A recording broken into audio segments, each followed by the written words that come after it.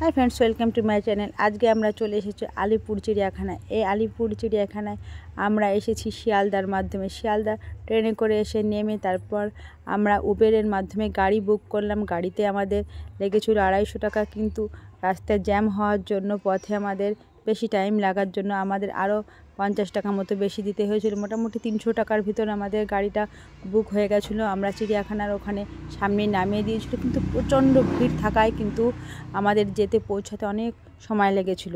এবং আমরা যাত্রী সাথী নামে অ্যাপসটা ডাউনলোড করে আমরা টিকিট বুকিং করেছিলাম। প্রত্যেকের টিকিট ভাড়া লেগেছিল 50 টাকা করে। আপনারা যাওয়ার আগে অবশ্যই যাত্রী সাথী অ্যাপসটা ডাউনলোড করে যাবেন।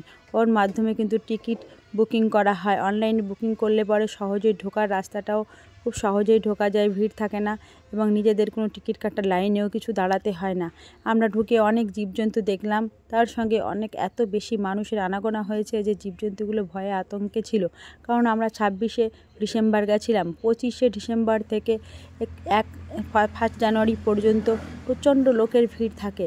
ওই সময়টা যদি আপনারা না যেতে পারেন তাহলে বেশি ভালো হয়। অন্য সময় গেলে জীবজন্তুগুলোকে খুব শান্তভাবে খুব ভালোভাবে দেখতে পারবেন।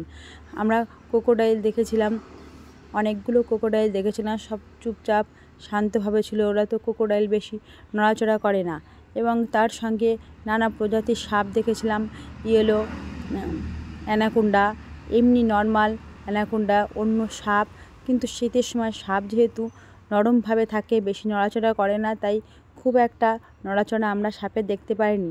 তাছাড়া আমরা ঘড়িয়াল নামে যে কুমিরের মতো দেখতে যে প্রাণীটা, সেটাও কিন্তু দেখতে পেয়েছিলাম। এবং অন্য অন্য নতুন নতুন অনেক পাখি এখন আলিপুর চিড়িয়াখানায় এসেছে। আপনারা অবশ্যই আসবেন এই আলিপুর চিড়িয়াখানায়। এখান থেকে আপনারা উবের বুক করে আরও অন্য অন্য কলকাতার যে ঘোরার আছে, যেমন বিড়লা প্ল্যানেটেরিয়াম, ভিক্টোরিয়া মেমোরিয়ালেও জাদুঘর যেতে পারেন আপনারা। সেটা আপনাদের ইচ্ছা এবং টাইমটা আপনাদের বার করতে হবে, কিন্তু চিড়িয়াখানায় ঘুরতে অনেকটাই সময় লাগে, সেটা মনে রাখবেন।